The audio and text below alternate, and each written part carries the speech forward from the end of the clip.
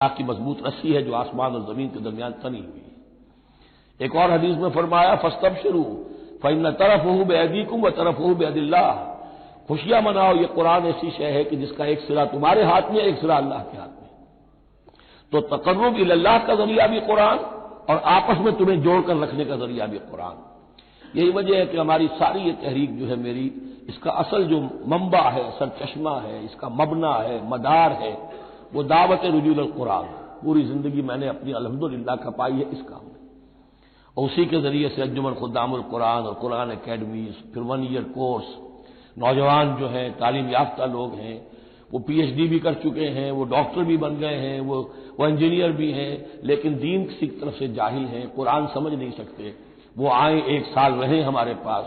عربی سیکھیں، قرآن سیکھیں، تاکہ اس پر عمل ہو سکے۔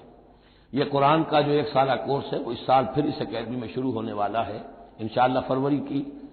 16 تاریخ سے اس کا آغاز ہوگا، تو آپ لوگ اسے نوٹ کریں،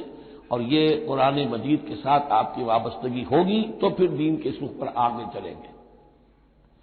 تو دوسرا نقطہ ہوا واعتصموا بحبل اللہ جمیعا ولا تفرقوا واذکروا نعمت اللہ علیکم اذ کنتم اعداء، اور ذرا یاد کرو جو اللہ کا انعام تم پر ہوا کہ تم تو ایک دوسرے کے دشمن تھے، فالف بین قلوبکم، تو اللہ نے تمہارے دلوں کے اندر الفت پیدا کر دی، فاصبحتم بنعمتہ اخوانا، تم اللہ کے فضل و کرم سے بھائی بھائی بن گئے۔ یہ یہاں گویا کہ اولین مخاطب یہاں انصار ہیں، ان کے جو 2 قبیلے تھے اوس اور خزرج، وہ آپس میں لڑتے آ رہے تھے 100 برس سے، خاندانی دشمنیاں چلی آ رہی تھی، قتل کے بعد قتل، ادھر کا قتل ادھر کا قتل، لیکن اب جب یہ ایمان آیا، آپ کو اللہ کی کتاب آ گئی، محمد رسول اللہ آ گئے، تو اب وہ شیر و شکر ہو گئے، ان کے جھگڑے ختم ہو گئے۔ اس طرح پورے عرب کے اندر غارت گری ہوتی تھی، اسے دارالامن بنا دیا۔ وَكُنْتُمْ عَلَىٰ شَفَا حُفْرَةٍ مِّنَ النَّارِ، اور تم تو آگ کے ایک گڑھے کے کنارے تک پہنچ گئے تھے، بس اس میں گرنے والے تھے، فَأَنْقَذَكُم مِّنْهَا، تو اللہ نے اس سے تمہیں نکال لیا اور بچا لیا۔ كَذَٰلِكَ يُبَيِّنُ اللَّهُ لَكُمْ آيَاتِهِ لَعَلَّكُمْ تَهْتَدُونَ، اس طرح اللہ تعالیٰ اپنی آیات تمہارے لیے واضح کر رہا ہے تاکہ تم راہ پاؤ، صحیح راہ پر قائم رہو۔ یہ 2 نقطے ہو گئے، پہلے افراد کے کردار کی تعمیر، تقوی اور تابعداری، فرمانبرداری، پھر جمعیت، تنظیم، جماعت، اور اس کے لیے جو مانوی، جو اس کے لیے ہے، جو محور ہے اس تنظیم کا، وہ مانوی محور کیا ہے؟ قرآن مجید، حبل اللہ، احتسامش کن کہ حبل اللہ اوست، مضبوطی سے تھامو، اس کو علامہ اقبال کہتے ہیں قرآن کو، حبل اللہ یہ ہے۔ اب یہ جو حبل اللہ، اور جو اس کے لیے ظاہری شکل بنے گی، وہ بھی اس صورت میں ہم پڑھ چکے ہیں، من انصاری اللہ، کہ کوئی اللہ کا بندہ کھڑا ہو اور کہے کہ میں تو اس راستے پر چل رہا ہوں، اب کون ہے جو میرے ساتھ آتا ہے اور میرا مددگار بنتا ہے۔ اب ایسی جمعیت جو وجود میں آئی وہ کیا کرے گی؟ یہ 30 آیت اہم ترین ہے۔ وَلْتَكُن مِّنكُمْ أُمَّةٌ يَدْعُونَ إِلَى الْخَيْرِ وَيَأْمُرُونَ بِالْمَعْرُوفِ وَيَنْهَوْنَ عَنِ الْمُنكَرِ، سے نکاتی پھر آ گیا۔ تیسرے میں 3 کام، یہ جماعت کے کرنے کے کام صرف 3 ہیں، دعوت خیر، دعوت الی الخیر، اور سب سے بڑا خیر یہ قرآن ہے۔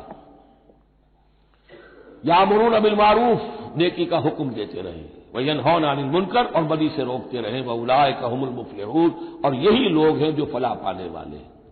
ولتکن منکم امۃ، تم میں سے ایک ایسی امت وجود میں آنی چاہیے، منکم ہے، گویا کہ ایک بڑی امت ہے، امت مسلمہ، وہ تو اب 150 کروڑ ہے یا 140 یا 130 کروڑ ہے، سوئے ہوئے ہیں، اپنے منصب کو بھولے ہوئے ہیں، دین سے دور ہیں، تو اب اس امت کے اندر چھوٹی امت بنے، ایک جماعت بنے،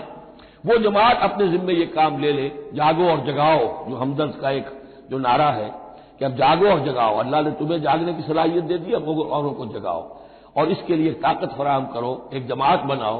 وَلْتَكُن مِّنكُمْ أُمَّةٌ يَدْعُونَ إِلَى الْخَيْرِ وَيَأْمُرُونَ بِالْمَعْرُوفِ وَيَنْهَوْنَ عَنِ الْمُنكَرِ وَأُولَٰئِكَ هُمُ الْمُفْلِحُونَ،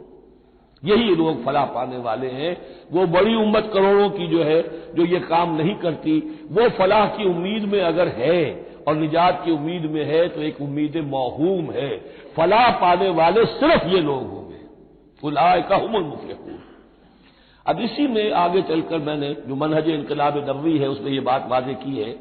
کہ جب کوئی انقلاب کے لیے آخری اقدام ہوگا وہ بھی نہی عن المنکر بالید، اس لیے کہ حدیث میں حضور نے نہی عن المنکر کے 3 مرتبے بیان کیے ہیں۔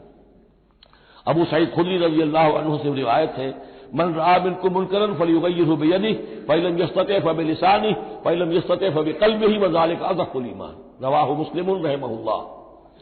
تم میں سے کوئی شخص کسی منکر کو دیکھے، اس کا فرض ہے اسے طاقت سے، زور سے، ہاتھ سے بند کرے، روکے، بدلے۔ اگر اس کی طاقت نہیں ہے تو زبان سے تو کہے،